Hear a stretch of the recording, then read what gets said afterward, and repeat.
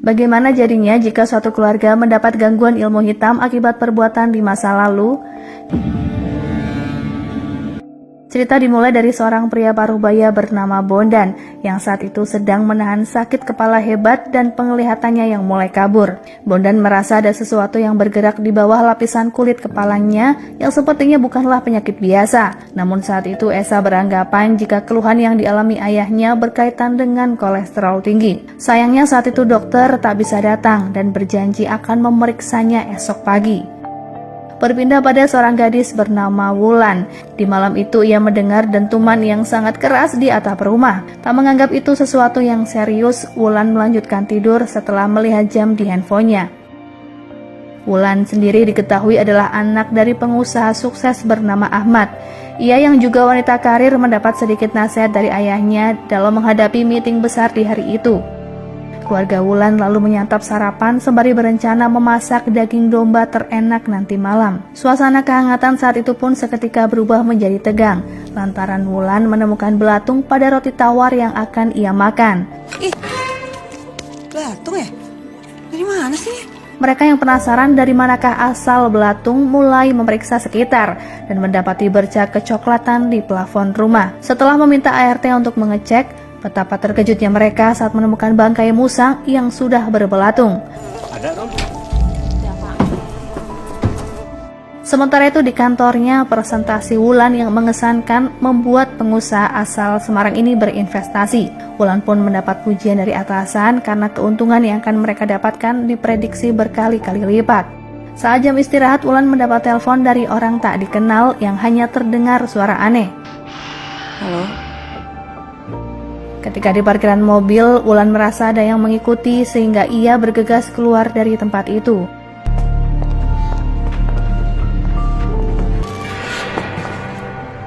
Lagi-lagi Wulan mendapat pesan, namun kali ini berasal dari mantan pacarnya yang sangat marah karena Wulan membatalkan pernikahan secara sepihak. Setibanya di rumah, Wulan pun tak enak hati saat mendengar ibunya yang bernama Astuti sedang sibuk menelpon WO. Ia meminta uangnya dikembalikan sebagian karena sudah terlanjur membayar lunas biaya pernikahan Wulan. Setelah menatap undangan yang sebenarnya siap disebar, Ahmad pun menghampiri Wulan yang saat itu terlihat galau. Ia juga membuang semua undangan agar Wulan tak kepikiran lagi. Ahmad sudah ikhlas menerima semua keputusan Wulan sehingga Wulan tak perlu merasa bersalah. Makanya dokternya kan bilang kita harus ke rumah sakit, Pak. Berpindah pada Bondan yang baru saja diperiksa dokter. Dokter itu menyarankan agar Bondan ke rumah sakit untuk mencari tahu penyebab mata iritasi dan nyeri kepala yang tak tertahankan itu. Tapi karena Bondan keberatan, dokter hanya memberikan obat pengurang nyeri. Pak, kenapa, Pak? Beberapa jam kemudian setelah dokter pulang, bukannya membaik, mata Ahmad kembali terasa sakit dan bengkak hingga mengeluarkan darah. Karena tak sanggup melihat penderitaan ayahnya, Esa membawa Bondan ke rumah sakit. Sebentar lagi kita ke kantor dokter ya. Situasi aneh pun mulai dirasa Wulan saat air yang ia gunakan untuk mandi tiba-tiba mati. Teror misterius sepertinya mulai muncul dalam keluarga Wulan. Wulan lalu pergi ke kamar adiknya mengingatkan tentang kado untuk kedua orang tua. Terlihat adik Wulan yang bernama Wisnu mengkonsumsi obat yang membuat perasaannya semakin bersemangat. Di malam itu mendadak Wulan batal memasak makanan kesukaan ayahnya karena daging yang sudah ia dinginkan ternyata sudah busuk. Adanya kejanggalan, Wisnu merasa jika semua ini adalah kiriman seseorang karena Wisnu memiliki teman yang mengalami peristiwa serupa. Astuti menceritakan pengalamannya di kampung halaman jika penyakit kiriman identik dengan ilmu hitam atau biasa disebut dengan teluh. Namun ia masih berpikir positif dan menolak jika kejadian di rumahnya disebut sebagai kiriman. Terlebih mereka tak pernah memiliki musuh. Sama halnya dengan Ahmad yang sama sekali tak percaya akan hal tersebut. Mereka kemudian dikejutkan oleh kelelawar yang terbang menabrak kaca rumah. Bapak, lihatin dong. Berpindah pada Bondan yang merasa membaik setelah mendapat suntikan antibiotik. Bondan berpesan kepada Esa agar menjalani hidup dengan baik seperti yang sudah ia lakukan selama ini, mencari rezeki yang halal untuk membesarkan anak semata wayangnya itu. Namun sepertinya Bondan sudah mulai menyerah dengan gangguan mistis yang berdatangan akhir-akhir ini.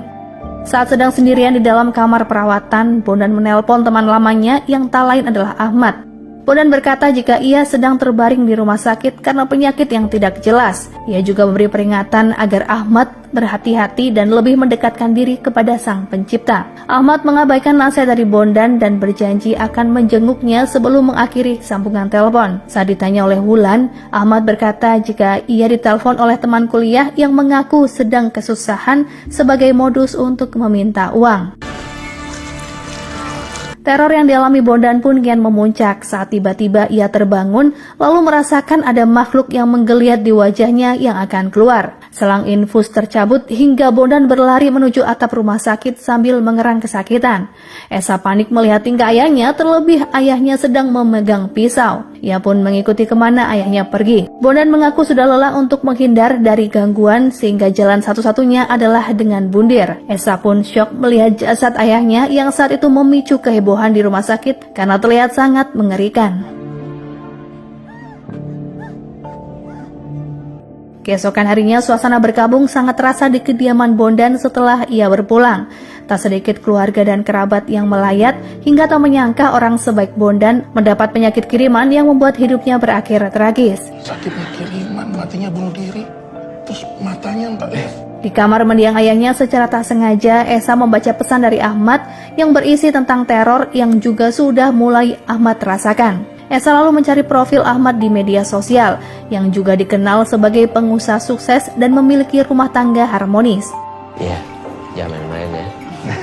Cerita tentang batalnya pernikahan Wulan akhirnya terungkap. Sin diperlihatkan 1 tahun yang lalu dalam acara ulang tahun pernikahan Ahmad. Saat itu pacar Wulan yang bernama Ranu melamarnya di depan keluarga besar. Wulan Kusuma Wijaya,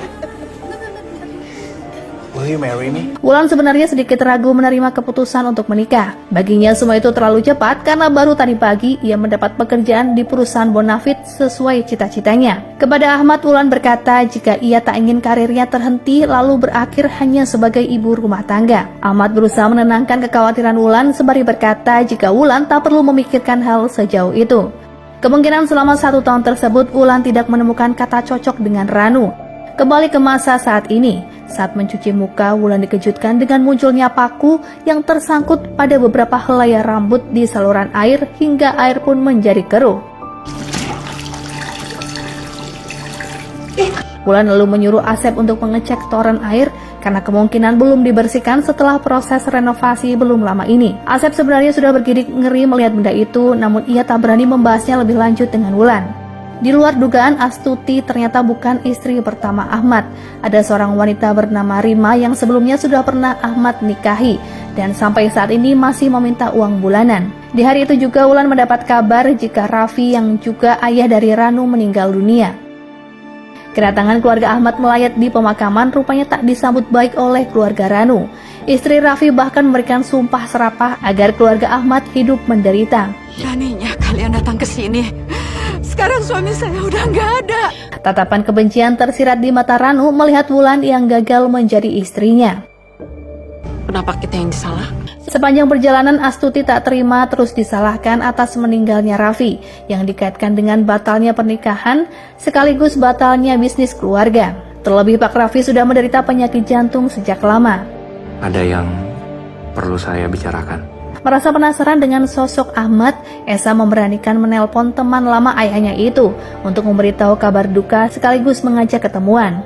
Dirasa telepon dari Esa mengganggu pikirannya, Ahmad pun mematikan telepon dan beralasan sedang menyetir. Karena selalu diabaikan oleh Ahmad, Rima nekat menemui Wulan di kantornya. Ia pun meminta sejumlah uang yang menurutnya adalah haknya setelah diceraikan oleh Ahmad. Kedatangan Rima benar-benar membuat Wulan risih, apalagi masalah tersebut bukanlah ranahnya, karena setahu Wulan, ayahnya sudah memberikan kewajibannya selama ini. Setelah pulang bekerja, Wulan menjemput adiknya yang saat itu terlihat menemui wanita yang lebih dewasa untuk membeli narkoboy. Karena terpengaruh obat, Wisnu pun tak begitu mendengarkan curhatan Wulan tentang peristiwa yang ia alami di hari itu. Sebenarnya Astuti tak keberatan memberikan tunjangan lebih pada bekas istri Ahmad. Namun belakangan ini entah mengapa Ahmad terlihat seperti banyak pikiran. Mantan istri bapakmu loh. Saat menghampiri ayahnya untuk mengajak makan malam, Wulan mendengar suara handphone Ahmad berdering yang ternyata adalah pesan dari Esa. Betapa terkejutnya Wulan karena handphonenya kejatuhan belatung saat mengecek siapakah Esa karena sangat ingin bertemu dengan ayahnya. Tak hanya itu, saat mengecek kamar orang tuanya, samar-samar Wulan mendengar suara aneh di plafon. Namun saat itu hanya Wulan yang menyadarinya. Keesokan harinya di kantor, rekan bisnis Wulan yang memiliki kemampuan khusus merasakan aura negatif dalam diri Wulan. Ia yang menduga Wulan sedang dalam masalah menyarankan agar Wulan lebih pasrah dengan apa yang sedang ia hadapi. Dan aura kamu itu negatif, Lan. Saat berada di parkiran mobil, Wulan tak menyangka Ranu kembali menterornya dan menuding Wulan sebagai penyebab keluarganya hancur. Segera Wulan tancap gas dan meninggalkan Ranu yang emosinya sulit dikendalikan. Sementara di rumah, Astuti mendekor taman untuk mempersiapkan makan malam bersama. Ia takjub dengan selera Harun yang piawai merangkai bunga. Ya, makasih Run. Sore itu Astuti menyempatkan diri melakukan perawatan tubuh dengan mengundang terapis ke rumahnya. Anehnya seekor serangga muncul yang mengganggu kenyamanan Astuti. Dan tak hanya itu, ia juga merasakan pijatan terapis yang tiba-tiba sangat kasar. Yang lebih membuatnya terkejut, ternyata terapis yang akan memijatnya justru baru saja masuk ke ruangan. Walau diliputi rasa takut mengenai siapakah yang baru saja memijatnya, namun Astuti tetap melanjutkan kegiatannya itu. Saya nggak enak bangunin ibu soalnya. Berpindah pada Esa yang mencium aroma busuk di rumahnya. Setelah mencari di sekeliling rumah, ia yakin jika sumber bau itu berasal dari bawah lantai ruang tamu. Tak pernah Esa duga ia menemukan sebuah potongan kain usang yang membungkus bangkai hewan.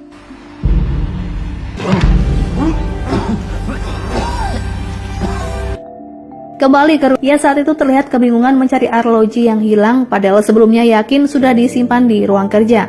Wisnu pun sempat curiga kepada Harun yang mencurinya. Sebuah kado Wisnu dan Wulan siapkan untuk ulang tahun perkawinan orang tuanya. Wisnu yang saat itu baru saja menelan narkoboy melihat serangga di balik bingkai yang membuatnya sangat terkejut hingga kacanya pecah. Acara makan malam pun berlangsung. Wulan dan Wisnu tetap membungkus kado walau bentuknya tak sempurna lagi. Kedua orang tuanya tak mempermasalahkan hal itu mengingat usaha Wulan dan adiknya yang menemukan foto puluhan tahun silam yang menyimpan begitu banyak kenangan. Menjelang larut malam di penghujung acara, tiba-tiba Ahmad merasakan ada yang tak beres dalam dirinya. Akibat mual hingga memuntahkan darah bercampur benda tajam. Mereka pun lalu membawa Ahmad ke rumah sakit. Ahmad mengeluh sakit pada bagian perut sepanjang perjalanan. Setelah diperiksa dokter, Ahmad mengalami muntah bercampur tawon dan peristiwa itu pun terjadi beberapa kali hingga keesokan harinya. Ya sabar-sabar. Panggil dokter Eza ya. Tolong. Seorang dokter menduga tawon tersebut berasal dari makanan yang dikonsumsi, yang juga mengandung benih atau telur dan berkembang biak dalam perut Ahmad. Namun saat di ronsen, ia tak menemui kejanggalan. Nggak ada masalah ya? Bersih nih, Pak. Terus? Tapi Scene lalu diputar beberapa tahun ke belakang saat Wulan tiba-tiba membatalkan pernikahan 2 minggu sebelum hari H. Ranu pun tak habis pikir dengan keputusan Wulan. Apakah hal itu karena Wulan yang ingin menjadi wanita karir? Padahal Ranu pun sebenarnya tak mempermasalahkan jika Wulan tetap bekerja setelah menikah. silakan. Aku nggak pernah ngelarang kamu untuk berkarir. Ranu sakit hati menilai Wulan telah mempermainkan hidup dan keluarganya karena ia mencari alasan yang tak jelas tentang batalnya pernikahan. Sampai detik ini pun Ranu masih menteror Wulan lewat sambungan telepon. Di lain tempat terlihat Esa sedang membakar penemuan bangkai yang tersimpan di dalam rumahnya. Tapi anehnya benda tersebut tiba-tiba bergerak yang membuat Esa sangat takut. Saat membereskan barang-barang mendiang ayah, Esa menemukan rekaman puluhan tahun silam saat ayahnya dan Ahmad baru saja meresmikan perusahaan. Ia menelpon Ahmad untuk mencari informasi namun belum juga mendapat jawaban. Dari sekretaris di perusahaan Ahmad, Esa mengetahui jika Ahmad saat ini dirawat di rumah sakit.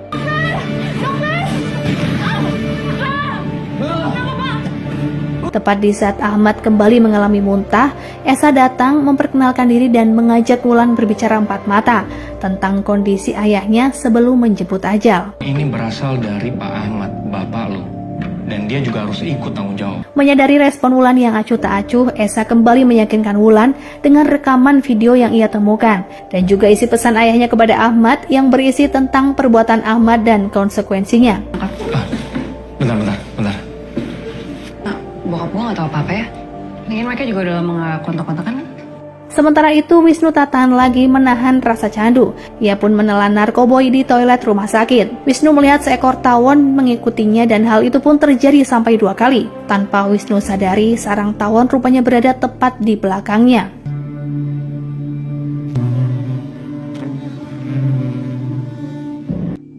Wulan semakin panik dan mulai meragukan dokter karena ayahnya kembali muntah, bahkan kali ini lebih parah karena bercampur paku. Jadi intinya nih dokter nggak tahu kan penyakit bapak saya apa? Dokter pun memutuskan akan melakukan pemeriksaan USG. Wisnu mencari informasi di internet jika kemungkinan paku tersebut berkaitan dengan ilmu hitam. Namun Wulan dan Astuti tak ingin membahasnya saat itu. Wulan justru meminta Wisnu agar tidak menambah pikiran ibunya dan berhenti menggunakan narkoboy selama di rumah sakit. Keesokan harinya saat di USG, Ahmad kembali mengerang kesakitan dengan benjolan di perut yang tiba-tiba muncul dan bergerak-gerak. Keadaan Ahmad pun semakin memburuk pada saat pemeriksaan endoskopi, yang mana 2 dokter yang ada di sana menemukan semacam makhluk hidup di lambung Ahmad.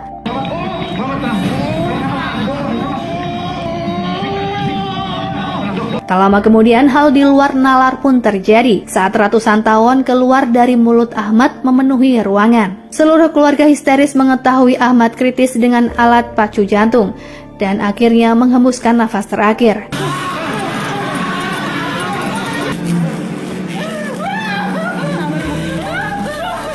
Di akhir episode terlihat Ranu sedang bersama pria tua mirip dukun yang memberitahu kondisi Ahmad saat ini. Apakah semua itu berkaitan dengan rasa sakit hati Ranu terhadap keluarga Wulan? Atau mungkin karena persaingan bisnis Ahmad di masa lalu?